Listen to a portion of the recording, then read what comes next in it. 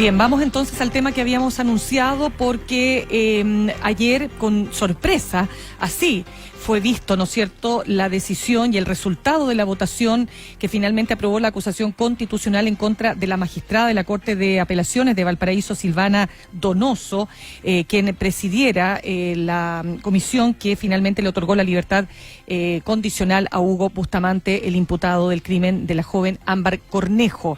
Ahora es el Senado el que va a tener que zanjar finalmente el futuro de la jueza Donoso. Queremos abordar el alcance que tiene esta decisión del Congreso y estamos en línea con la presidenta de la Asociación Nacional de Magistrados, la jueza Soledad Piñeiro. Magistrada, ¿qué tal? ¿Cómo está usted? Muy buenos días.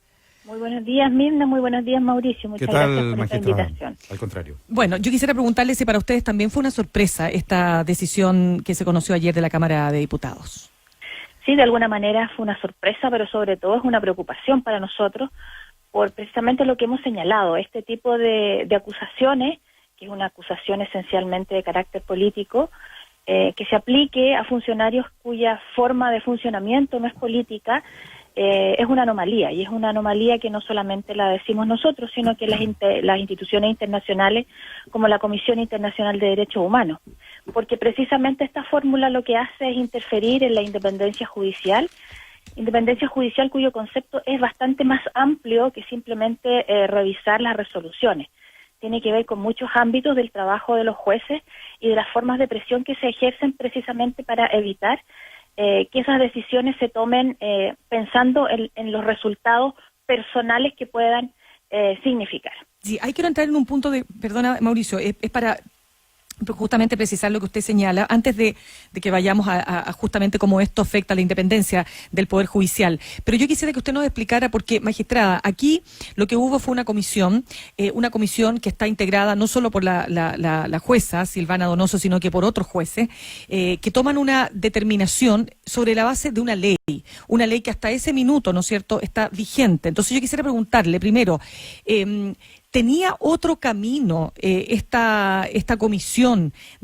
Si queremos pensar en aplicar la ley, estoy pensando solamente en el estricto rigor de aplicar la ley, ¿tenía un camino distinto, tal como sostienen justamente los diputados que quieren acusar, que pretenden acusar a la magistrada? Si hizo una mala interpretación de esa ley, la magistrada no tenía otro camino, como digo, que aplicar esa ley tal como estaba en ese momento. Es bien difícil decir si se aplicó bien o mal una ley en este contexto, entre otras cosas precisamente por la presión pública, pero la interpretación legal siempre da para varias formas de interpretación, y lo importante en cada interpretación siempre es la fundamentación. Y en este caso se ha dicho que para ese entonces la ley hablaba primero de un derecho, por lo tanto la perspectiva desde la cual se debe interpretar cualquier ley que establece un derecho es partir por la base de que tiene la posibilidad más cercana, o decir, partir de la base de que la persona debe asumir ese derecho. Y solamente me tengo que regir para pensar en cuáles son los límites que la propia ley le ha dado a ese derecho. Y si en ese entendido de técnica de interpretación vemos que los límites que se leen de la ley no se dan, y por el contrario se cumplen con los requisitos, pareciera que la interpretación más correcta es precisamente acceder a esa posibilidad. Y en esos términos está dada la ley en ese entonces. Hoy día tiene otra forma de fundamentarse. Siempre cuando existe la posibilidad de la interpretación de una ley, existe la posibilidad de más de una interpretación. Siempre.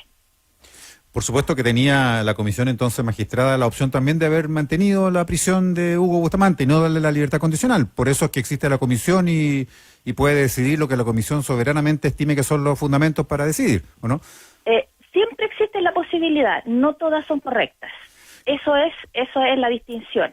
Y luego, si lo que uno quiere en este caso es revisar la forma en que se decidió, no necesariamente, y más bien no debe ser revisado la decisión, sino que lo que debe ser revisado son las formas en que se actuó. Y aquí hay un problema muy trascendental, muy importante para los efectos de la acusación, y es su contenido. ¿Qué es lo que debe revisar una acusación? una acusación dice que lo que se debe revisar es el notable abandono de deberes. Y ahí tenemos una dificultad que tiene que ver con qué es un notable de abandono de deberes en la función de un juez. Porque si no puedo revisar el contenido de sus resoluciones, entonces, ¿qué es lo que puedo revisar?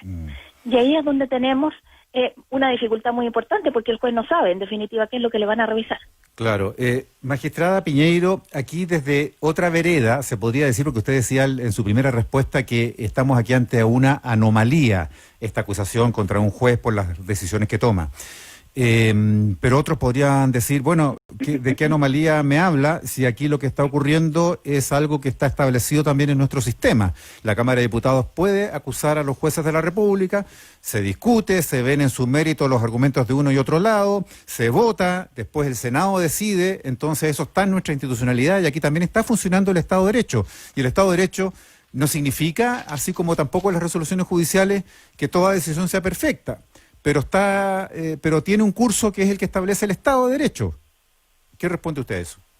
Sin duda, por eso hablo de anomalía, porque en realidad la facultad existe, la facultad se ejerce y no negamos la posibilidad de que tanto diputados como senadores ejerzan esa facultad, pero el sistema no la debería contemplar. A eso me refiero con una anomalía, así como tenemos otras anomalías en el sistema que tienen que ver en este caso con el sistema de responsabilidad interno del Poder Judicial, en donde también hablamos de muchas deficiencias, de falta de definición de conducta, de falta de asociación a estas definiciones, a las sanciones y de tener un órgano independiente que revise, por ejemplo, es que entendemos que la acusación constitucional, como no debería de existir en el sistema para los jueces, es que hablamos de una anomalía porque existe. Y en ese sentido debe ser ejercida. Y al momento de ser ejercida, entonces, pensando en esta situación, debiera de ser ejercida con mucha prudencia en el sentido de cuál es el contenido que se le va a dar a este concepto de notable abandono de deberes y, por otra parte, cuál es la fórmula de debido proceso que se va a utilizar. Es que ahí quería entrar justamente, conversamos a esta hora con la presidenta de la Asociación Nacional de Magistrados, Soledad Piñeiro, porque, magistrada, usted dice, si acá de lo que se la está acusando a la magistrada Silvana Donoso es de notable abandono de deberes, ¿dónde estaría, cuál es el argumento para señalar ese notable abandono de deberes si ella aplicó la ley? Interpretándola como lo hacen todos los magistrados del país, porque entonces si no tendríamos que acusar a todos los magistrados que interpretan la ley de una forma distinta como yo hubiese querido que se interpretara. Otra cosa es que no se aplique la ley o que no sé, el magistrado actúe de manera incorrecta, corrupta o etcétera, es decir, otro tipo de razones para acusarlo constitucionalmente. Pero en este caso, usted afirma que aquí lo que hubo no fue un abandono de deberes, ella aplicó la ley de acuerdo a los criterios que establecía, ¿no es cierto?, la normativa vigente de aquel momento, que era cómo se entregaban las libertades condicionales, y se lo quiero vincular porque se habla de 500 casos más, y de 500 casos más donde no solo estuvo Silvana Donoso, sino que estuvo, me imagino, claro, la comisión completa, porque ese es otro punto, porque solo a ella y no al resto de la comisión. Bueno, precisamente usted apunta en el sentido correcto. Como no tenemos el contenido de esta conducta general, puede caber cualquier conducta dentro de ello, y eso lo que abre es un espacio hacia la arbitrariedad, y que es lo que también sucede con las conductas que están reguladas, mal reguladas a nuestro entender en el Código Orgánico de Tribunales. Y varias arbitrariedades en ese sentido. ¿Qué es lo que incluyo? ¿Incluyo una mala interpretación de la ley o eso forma parte esencial de la aplicación y de la resolución de los conflictos que se le presentan a los jueces? ¿O tengo que incluir, como normalmente señala la doctrina mayoritaria, aquellas otras obligaciones que tienen los jueces en el desarrollo de su función? Porque estamos hablando de la función ministerial. Y aquí pasamos a otro extremo y que tiene que ver con cuestiones bastante administrativas. Cumple con sus horarios, cumple con los plazos para dictar los fallos, como por ejemplo fue lo que se le imputó al ministro Cereceda para poder aplicar la sanción más grave que se contempla, cumple por ejemplo con un buen trato hacia los intervinientes, hacia los funcionarios. Esos son básicamente lo que la doctrina ha considerado que debiera de entenderse respecto de los magistrados, y precisamente por el tema de la independencia judicial debiera entenderse como un notable abandono de deberes. Claro, pero para ustedes no hubo mala interpretación de la ley, eso quiero saber. Es que yo creo que eso, valga la redundancia, es interpretable, porque puede haber muchas formas de interpretar la ley, y ese es el problema, y por eso es que para la interpretación legal lo que hay son los recursos procesales y que en este caso no hay recursos. ¿Y que habían recursos? No existen los recursos, nunca han existido Claro, para las libertades condicionales. Pero ¿cabe establecer algún recurso o no los contempla tampoco, o no los contemplaba nuestra normativa? No los contemplaba ni los contempla. Ya, o sea, nunca se ha contemplado. Son y ese es el resoluciones segundo, inapelables, digamos. efectivamente, y ese es el segundo gran grupo de deficiencias que nosotros hemos destacado, el que nuestro sistema de ejecución penal es disgregado, es incompleto y no existe una judicatura especializada. Y respecto de la libertad condicional, no existe ningún tipo de recurso. ¿Qué es lo que se usa? Se usa para aquellas oportunidades en que no se concede la libertad condicional la acción constitucional de amparo, que no es un recurso, es una acción, es un inicio de un juicio inmediato, por así decirlo, y que se usa solo cuando la decisión de la comisión niega la libertad condicional, pero cuando la concede no cabe esta acción porque no está en riesgo la libertad personal del imputado o del acusado, o del condenado en esta circunstancia, entonces no existe ningún recurso, nadie puede recurrir. Pero, magistrada, lo que quiero entender es lo siguiente. Si, evidente que todo tiene que estar puesto en un contexto. Si hoy día ustedes se ven enfrentados a un caso parecido, porque lo que se ha dicho es que todos estos informes de gendarmería son todos iguales. O sea, no hay distingo entre uno y otro. Son todos copy-paste, copy-paste, copy-paste del caso. Se recomienda no otorgarle la libertad porque el reo no, no tiene conciencia de su delito o cualquier otra situación que se... Temas de buena conducta, muchas Temas veces. de buena conducta, en fin. Entonces se aplica la plantilla, Excel, entonces dice ya, se portó bien, sí, perfecto, ya, cumplió con esto, checklist, ya, listo, entonces para afuera. Entonces yo lo que quiero saber, porque esa es la sensación de la gente, dice, pero ¿cómo un hombre que hizo tanto daño, que mató a su pareja y al hijo de su pareja, de la forma en que lo hizo, con la alevosía, con la gravedad de los hechos ocurridos, etcétera, fue un femicidio, bueno, en ese tiempo, no sé si era femicidio todavía como figura, pero fue un grave hecho, ¿no es cierto?, de parricidio, hablemoslo así, y después queda en libertad. Entonces yo lo que pregunto, magistrada, ¿ustedes tienen a la vista el detalle de cada persona y de su historial? Porque eso es lo que se ha dicho, que falta el juez de instrucción además, de seguimiento, entiendo, que pueda ver los casos, el juez de ejecución. Entonces, que es una figura que existe en otros países, ¿no es cierto? Y que permite ir viendo caso a caso.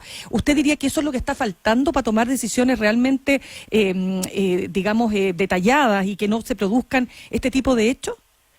Si nosotros nos vamos a la parte administrativa, las deficiencias que yo le puedo señalar o las dificultades con las que se encuentran las comisiones es que son comisiones, incluso las más grandes, Santiago, Valparaíso, Concepción, en donde se conocen muchísimos casos.